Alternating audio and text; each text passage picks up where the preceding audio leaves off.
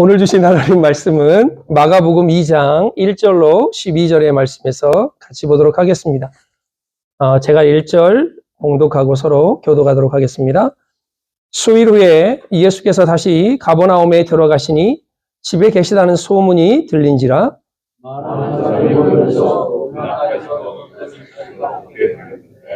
예수께서 그들에게 도를 말씀하시더니 사람들이 한 중풍병자를 네 사람에게 메워 가지고 예수께로 올세 그들 때문에 예수께서 돌아가셨으므로 계신 곳에 지붕을 풀어 문을 내고 중풍병자와 누운 사람을 알아내니 예수께서 그들의 믿음을 보시고 중풍병자에게 이르시되 작은 자야 내 죄 사함을 받았느니라 하시니 어떤 서기관들이 거기 앉아서 마음에 생각하기를 이 사람이 어찌 이렇게 말하는가 신성 모독이로다.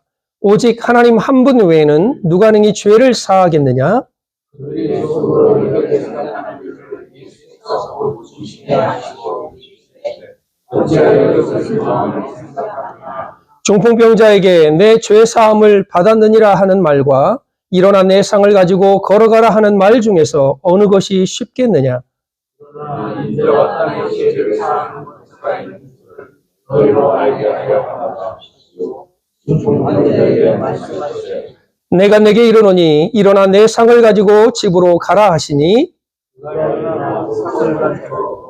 사람 앞에서 나가거늘 그들이 다 놀라 하나님께 영광을 돌리며 우리가 이런 일을 도무지 보지 못하였다 하더라. 아멘. 우리는 12월 한 달을 대림절로 보냅니다. 이 대림절, 대강절이라는 뜻은 예수님의 오심을 기다리며 그분을 소망하는 절기가 이 대림절 절기입니다. 이 땅에 구원자로 오신 분, 그리고 우리를 구원하시기 위해서 자기의 모든 것을 내어주신 그 예수님을 기다릴 뿐만 아니라 다시 오실 예수님, 그때는 구원주가 아닌 심판주로 오시겠지만 그 다시 오실 그 예수님을 기다리는 절기가 바로 이 12월 한 달입니다. 우리가 이 절기를 보내면서 생각해야 될 게 있습니다. 그것은 바로 하나님의 마음을 우리가 이해를 해야 됩니다. 지금 우리 규남이가 왔습니다. 한 달 된 애가 거의 100일 된 애가 거의 돌 된 애처럼 아주 튼튼하고 쑥쑥 잘 자랐습니다. 만약에 우리 엄마한테 이 아이를 하나님께 드려라 한다면, 이삭처럼 바쳐라 한다면 나를 향해서 미친 사람이라 라고 말을 할 겁니다. 하나밖에 없는 독생자 예수 그리스도를 우리를 위해서 내어주시고 그 아들의 죽음을 직접 보셔야만 됐던 우리 하나님 아버지의 마음을 우리가 바라며 그분의 마음을 생각하는 절기가 되었으면 좋겠습니다. 또한 이 절기는 예수님께서 이 땅에 오셔서 낮아지시고 겸손함으로 자기의 모든 것을 내어주신 예수님의 겸손함을 우리가 배워야 할 것입니다.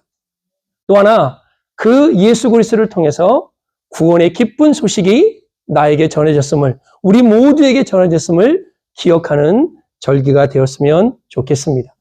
예수님의 탄생은 역사상 가장 위대한 날입니다. 하나님의 말씀이 육신이 되어서 이 땅에 오실 뿐만 아니라 그 하나님의 말씀과 언약의 말씀이 성취되는 날이기 때문입니다. 모든 백성이 하나님의 구원을 맛보는 날이요, 어둠의 권세가, 사단의 권세가 무너지는 날이기도 하기 때문입니다. 사복음서를 읽다 보면 예수님의 탄생 이야기들이 쭉 나옵니다. 우리가 이 사복음서를 이렇게 읽다 보면 그 사복음서 첫 절, 1장 1절에 쓰여진 내용을 보면 그 복음서의 기자들이 무엇을 목적으로 하고 무엇을 이야기를 하는지가 거기에 다 포함되어 있습니다. 유대인의 왕으로 오신 예수 그리스도, 마태는 이렇게 설명합니다. 다윗의 자손, 아브라함과 다윗의 자손 예수 그리스도의 세계라. 누가는 이방인을 향하여 이 누가복음을 기록했습니다. 그래서 보면 데오빌로 각하에게 편지를 보낸 내용이 1절부터 2절까지가 기록이 되어 있습니다. 당시 로고스, 또 영주주의 사상이 급증하여서 많은 사람들이 이 로고스에 대한 관심이 아주 극에 달했을 때 요한은 단 한마디로 일축합니다. 태초에 말씀이 계시니라. 이 말씀은 하나님과 함께 계셨으니 이 말씀이 곧 하나님이시라. 말씀이 하나님이신데, 로고스가 하나님이신데 그분이 누구냐는 거예요. 바로 그 로고스가, 그 말씀이 육신이 되어 우리 가운데 거하셨다라고 말씀합니다. 그리고 그 예수 그리스도를 영접하는 자, 곧 그 이름을 믿는 자들에게는 모든 사람이 하나님의 자녀가 되는 권세, 특권을 주셨다라고 말씀하죠. 오늘 우리가 읽은 이 마가복음의 첫 장 1절 1절에 보면 하나님의 아들 예수 그리스도의 복음의 시작이라. 얼마나 멋진 고백입니까? 얼마나 멋진 말입니까? 하나님의 아들 예수 그리스도의 복음의 시작이라 라고 말씀합니다. 마가복음을 읽다 보면 예수님이 이 땅에 오신 목적을 설명합니다. 인자에 온 것은 섬김을 받으려 함이 아니고 도리어 섬기려 하고 자기 목숨을 많은 사람들의 대속물로 주려 함이라 라고 마가복음 10장 45절에 기록하고 있습니다. 그래서인지 마가는 예수님의 사역과 섬김 그리고 예수님의 행동에 대해서 집중적으로 다루고 있는 복음서가 마가복음입니다. 사복음서를 통틀어서 예수님의 기적이 35번이 등장을 합니다. 근데 그 중에 18번이나 되는 많은 숫자의 그 숫자가 이 마가복음에 기록이 되어져 있습니다. 우리를 구원하시기 위하여 역사하시는, 우리를 구원하기 위해서 행동하시는 예수 그리스도를 소개하고 있는 책이 마가복음입니다. 오늘 본문을 보면 예수님이 나병 환자를 고치시고 수일 후에 가버나움으로 오십니다. 가버나움에 오셔서 많은 사람들에게 복음을 전하고 주님의 도의 말씀을 가르치십니다. 메시아 사상을 입술로만 고백했던 그 당시의 종교 지도자들에게는 이해가 되지 않는 말씀이었습니다. 그들은 자신의 특권을, 자리를 예수님께서 유협한다라고 생각했습니다. 가만히 보면 예수님께서는 그들의 권위에 도전하시는 것 같아 보이고 그들의 가르침에 문제를 제기하는 것 같이 보이고 그들의 방식을 무시하셨던 것처럼 보입니다. 그러나 그들이 행했던 모든 것들이 하나님의 마음을 아프게 하는 행위였기 때문에 예수님은 정확하게 그들의 문제를 지적하고 그들이 돌아오기를 원하셨습니다. 그러니까 우리 장로님 기도대로 사람의 눈치를 보는 게 아니라 하나님의 마음을 헤아리고 하나님의 마음에 합당한 사역을 감당하셨던 것입니다. 만약에 예수님이 인기에만 관심을 가졌다면 얼마든지 먹이고 치유하시는 사역만 하면 돼요. 먹을 게 없어? 빵, 떡 가져와. 물고기 가져와. 아마 제가 여기서 물고기 5병 이하로 여러분 여기 피스교회 수백 명 다 먹이면 담임 목사 바뀔지도 모를걸요. 아마 이 인근 캐리뿐만 아니라 이 노스캐롤라이나에 소문 나가지고 여기에 꽉꽉이 들어차고 아마 저 피스교회 강당에 꽉꽉 들어찰 겁니다. 예배당에. 단지 그 작은 하나의 기적. 제가 잘 기억은 안 나지만 오래전 어떤 영화에 예수님 어떤 신이 이 땅에 오셔가지고 직접 예수님이 하는 모든 기적을 행했던 그런 영화가 있었습니다. 제가 만약에 물을 걷는 기적을 보인다면 여러분은 저를 아마 추앙할 겁니다. 악망할지도 몰라요. 왜? 저분이 신이 아닐까. 그러나 예수님은 그 사역, 먹이는 사역과 치유하는 사역만 했더라면 더 이상 그가 인기에만 관심 갖고 거기서만 멈췄더라면 그분의 인기는 하늘을 찔렀을 것입니다. 그러나 예수님의 섬김은요, 그 사역만 해서 멈추질 않았습니다. 한 단계 더 나아가 영적인 섬김까지 있어야 진정한 하나님의 아들의 모습을 갖추게 되는 것입니다. 우리는 가끔 섬김을 오해할 때가 많아요. 막 그냥 김치 열심히 담고 과자에 열심히 하고 막 뭘 먹이고 해야만 그게 섬김이라고 생각합니다. 누군가를 집에 부르고 누군가의 아픈 이야기를 들어주고 그러나 그것은 반쪽짜리 섬김입니다. 정말 진정한 섬김은 이것과 또 하나 그들의 영적인 필요와 욕구를 채워주는 것이 진정한 섬김입니다. 오늘 예수님은 중풍병자를 메고 오는 그 친구들을 그리고 그 중풍병자를 향하여 이 두 가지 필요를 모두 다 채워주셨습니다. 그들의 육적인 문제, 그들의 영적인 문제.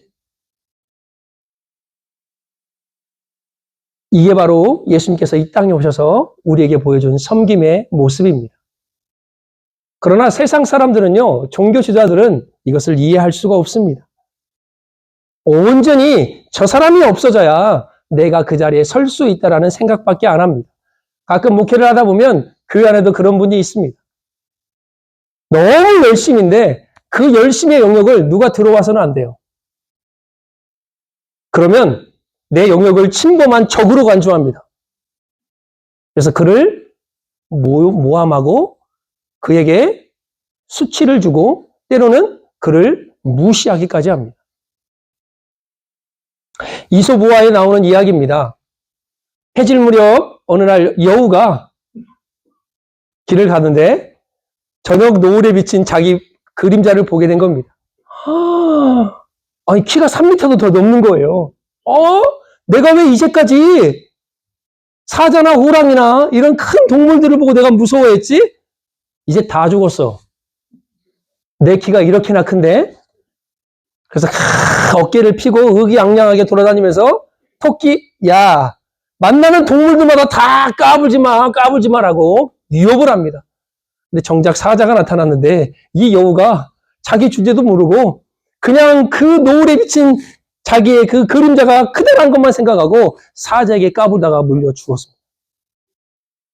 그냥 간단한 이솝우화의 이야기 같지만 그게 우리 인간의 모습입니다. 교만이라는 동전을 뒤집어 보면 그 안에는 열등감이 있대요.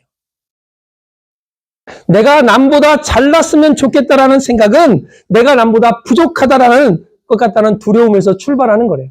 그래서 C.S. 루이스는 교만한 자는 자기 밑을 보기에만 급급한 사람이라고 말을 합니다. 위에 계신 하나님을 보지 못하는 자. 바로 이 모습이 그 당시의 종교 지도자일 뿐만 아니라 우리에게도 있는 모습입니다. 이런 사람들에게는요, 섬김의 단어를 찾아볼 수가 없어요.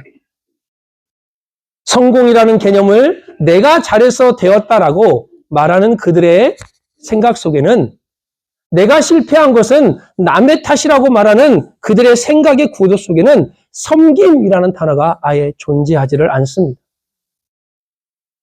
욕심과 탐욕, 교만과 분노, 원망과 절망에서 빠져나올 수 없어요. 목사님, 저는 좀 다른데요. 제가 은혜 받고 달라졌어요. 근데 가만히 보면 여러분의 본성은요, 바뀌지가 않습니다.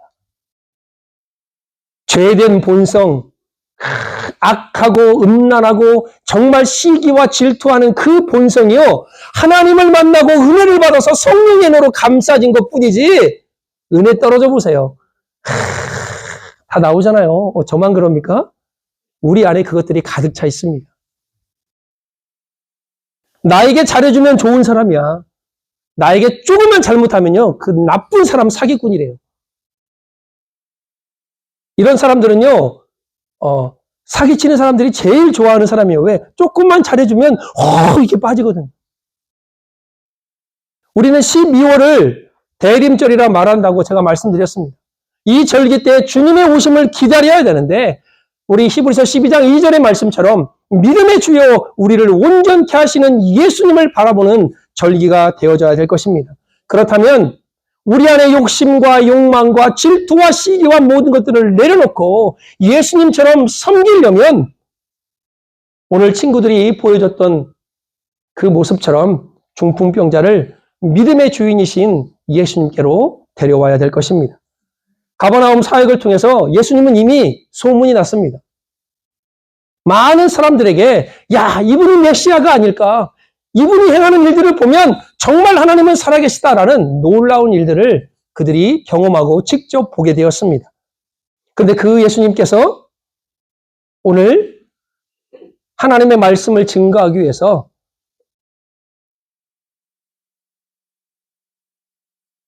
중풍병자가 있는 이곳으로 오시게 됩니다. 그리고 주 예수 그리스도 그분께서 하나님의 말씀에 도를 증거할 때 많은 인파들이 그 안으로 몰려들기 시작합니다. 얼마나 많이 모였는지 몸을 움직일 수 없을 정도로.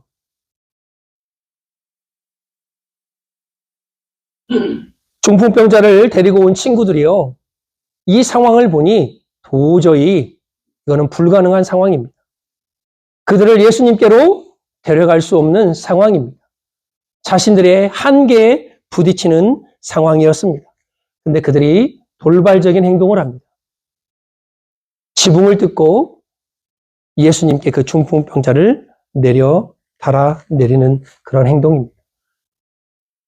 여러분, 믿음은요, 안 되는 상황을 돌파하는 힘이 있습니다. 믿음은 불가능을 뛰어넘는 힘이 있습니다. 불가능은 역사할 수 있는 이 상황과 이 한계를 넘어서 역사하시는 하나님께로 나아가겠다는 믿음의 고백이 바로 우리의 믿음이 되어야 될 줄 믿습니다. 나의 도움에는 한계가 있습니다, 하나님. 나의 도움에는 문제가 있습니다. 이것은 어찌할 수 없는 상황이 있습니다. 그러나 주님이라면 이 불가능을 가능케 할 수 있습니다. 라는 고백이 바로 믿음의 행동이었습니다. 여러분, 마가복음에 보면 제가 여러분에게 말씀드렸던 것이 뭐냐? 바로 예수님의 행동과 예수님의 사역에 대해서 제가 말씀드렸습니다. 그런데 보면 1장에 보면 나병 환자가요. 믿음은 우리의 고백뿐만 아니라 우리의 행동으로까지 나아가야 그게 진정한 믿음이 되는 겁니다. 나 예수님 믿어요. 그렇다면 여러분의 삶의 모습은요? 여러분의 행동은요? 나병 환자는 예수께 와서 꿇어 엎드려서 간구했습니다. 오늘 친구들처럼 중풍병자를 데리고 예수님께로 나왔습니다. 거라사 지방에 귀신 들린 그 사람은 예수께 나와 무릎을 꿇고 예수님을 향해서 간구했습니다. 우리가 전에 설교를 들었던 야이로의 딸과 혈류병 걸린 여인을 기억해 보십시오. 철저하게 예수님이 고쳐주실 거야. 그분은 할 수 있어라가 아니라 거기서 출발해서 한 단계 더 나아갑니다. 그분 앞으로 나와야 될 것입니다. 게네사렛 지방의 병자들, 수르보니게 여인,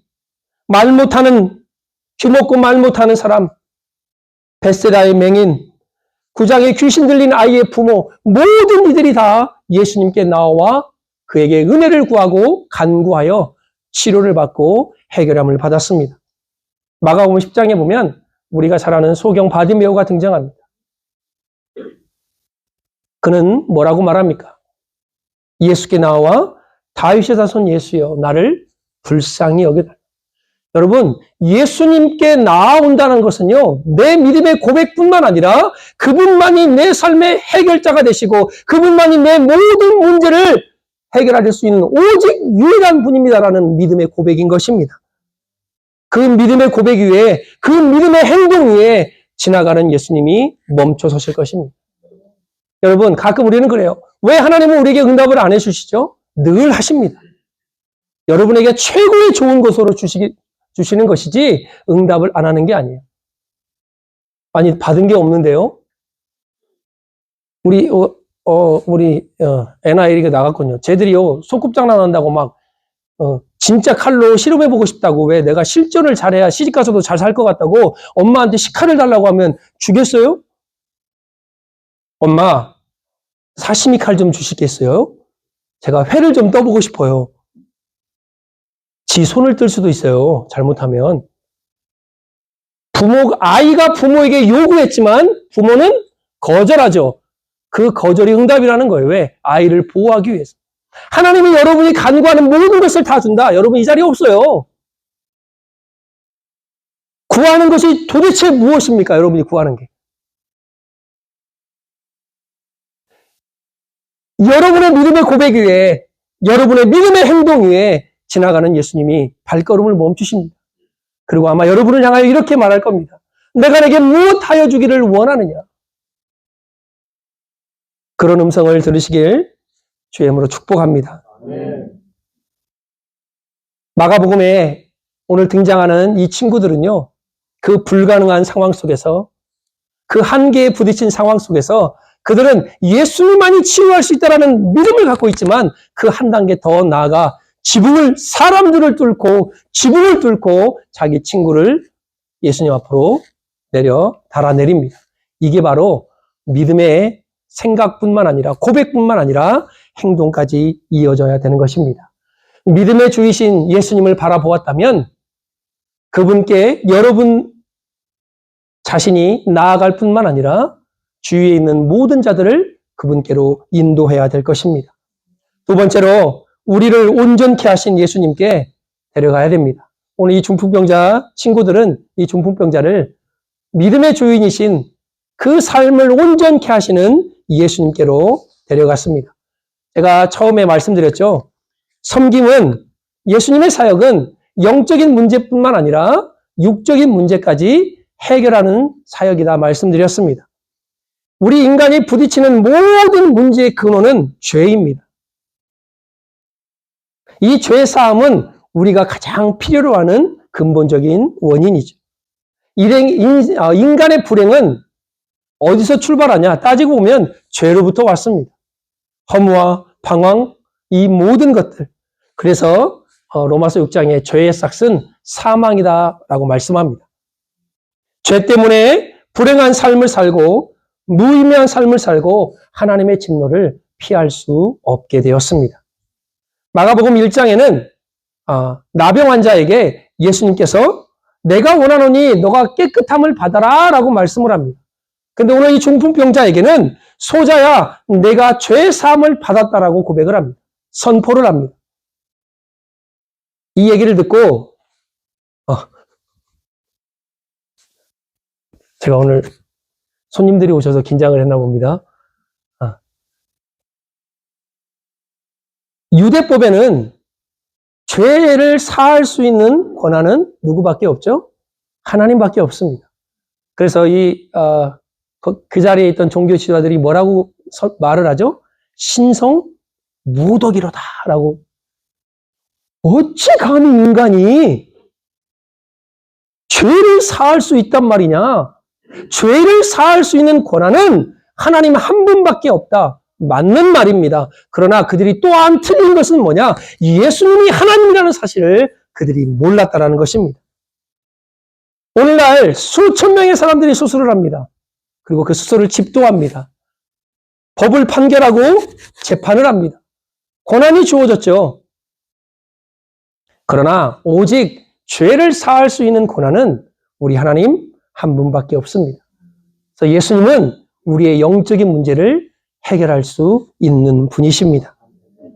두 번째로 죄 사함의 은혜를 경험한 그에게 내 상을 들고 일어나 가라라고 또 선포하십니다. 물론 여기에는 약간 역사적인 배경이 있죠. 그들은 종교 지도자들은 그 당시에 유대인들이 생각했던 죄의 문제는 하나님께 범죄해서 그 죄를 지었다라는 그런 사상이 있기 때문에 죄를 지면 너는 하나님께 범죄한 사람이야 라고 생각을 했습니다. 그러니까 예수님이 그들의 생각을 간파하시고 이미 아시고 뭐라고 선포하냐면 내 죄사함을 받았다라고 말합니다. 그러니까 그는 육신의 질병 때문에 고통도 받았지만 더 큰 고통은 뭐냐? 하나님께 버림받았다라는 고통입니다. 하나님으로부터 오는 그 징계로 말미암아 자기가 이런 병을 앓았다라는 그런 고통입니다. 이게 더 큰 고통 아닐까요? 그래서 예수님은 그에게 편하잖아요. 네 상을 들고 일어나 집으로 가. 그러면 얼마나 편하겠습니까? 근데 먼저 그에게 말씀합니다. 왜? 그의 고통이 무엇인지를 알기에 네 죄 사함을 받았다라고 선포합니다. 유대인들이 항의하고 신성모독이라고 말하자 예수님이 야, 니들도 잘 알잖아. 어떤 것이 더 쉽겠니? 죄의 사함을 받았다라는 것이 쉽겠니? 네 상을 들고 일어나 가라는 것이 쉽겠니? 우리가 말하는 것은 우리가 생각하기에는 상을 들고 가라는 게 더 쉬울 거예요. 그러나 예수님은 그 모든 것을 알고 계시기에 너의 죄의 사함을 받았을 뿐만 아니라 그것을 대항하는 유대인들에게 중풍병자에게 내 상을 들고 가라라고 선포하십니다. 예수님께서는요, 우리의 영적이고 우리의 육적인 모든 문제를 해결하시기를 원하십니다. 그분께 나아가면 우리의 영육의 문제가 해결되는 것입니다. 이 대림절 바로 그 예수님을 기다리고 그 예수님을 바라봐야 될 것입니다. 마가복음에서 예수님 그리스도를 만나다라는 책이 있습니다. 어느 집사님이 병원에 갔는데 의사가 진단하기를 당신은 암입니다. 이제 6개월밖에 못 삽니다. 라는 사형 선고를 듣습니다. 이 집사님이 이제 6개월밖에 못 사는구나. 그리고 가만히 고민을 하다가 생각을 했습니다. 남은 6개월을 이렇게 한번 보내봐야 되겠구나 라고 생각을 하고 자기가 돈을 빌린 사람에게 돈을 갚고 자기가 상처를 줬던 사람에게 용서를 구하고 때로는 나에게 용서를 구하는 자에게 그를 용서해주고 그 6개월을요 막 이렇게 나름대로 사랑하는 이들과 식사도 하면서 삶을 정리했습니다. 그런데 6개월이 지나도 몸이 나빠지질 않는 거예요. 나 좀 죽어야 되는데 5개월쯤 되면 지금 이렇게 가다가 병원에 누워 있어야 되는데 6개월이 지나도 더 건강해지는 느낌을 받는 거예요.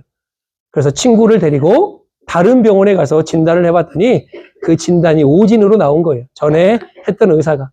그러니까 친구가요, 막 성을 내면서 그 의사를 당장 고발하라고. 어떻게 오진을 해가지고 이렇게 사람 마음을 힘들게 할 수 있냐고. 그 당사자 집사님이 그 친구의 손을 싹 잡더니 아니야. 나는 이 6개월 동안 인생의 최고의 삶을 살았어. 행복하고 보람된 삶을 살았어. 남은 인생도 이 6개월처럼 살고 싶다.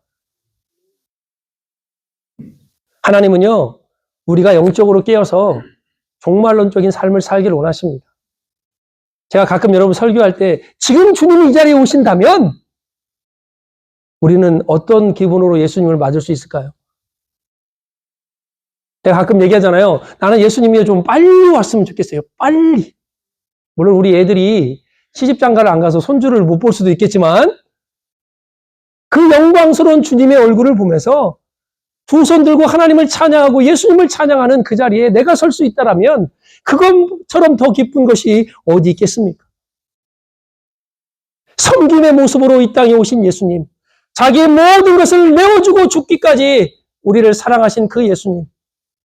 사도 바울은요, 그 예수님을 만나고 뭐라고 말했냐면 나는 빛은 자라라고 말합니다.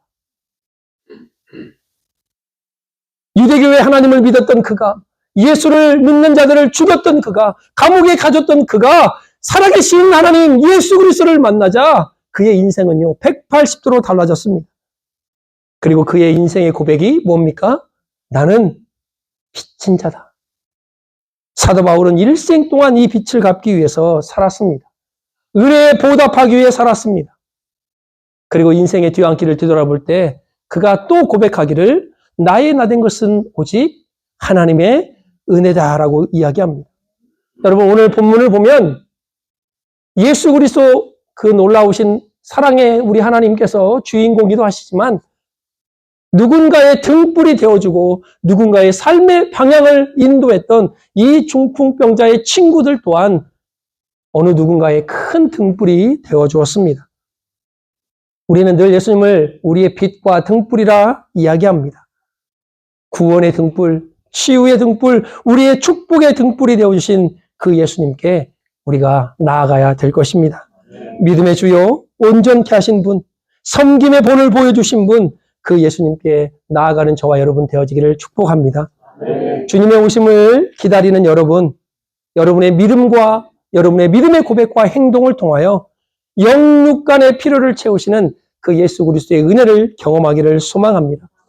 이 대림절 기간 동안 이 땅에 자기 목숨을 내어주면서까지 섬기러 오신 그 주님의 섬김이 저와 여러분의 삶에 나타나기를 우리 주 예수 그리스도의 이름으로 축복하며 시간 말씀을 마칩니다. 기도하겠습니다.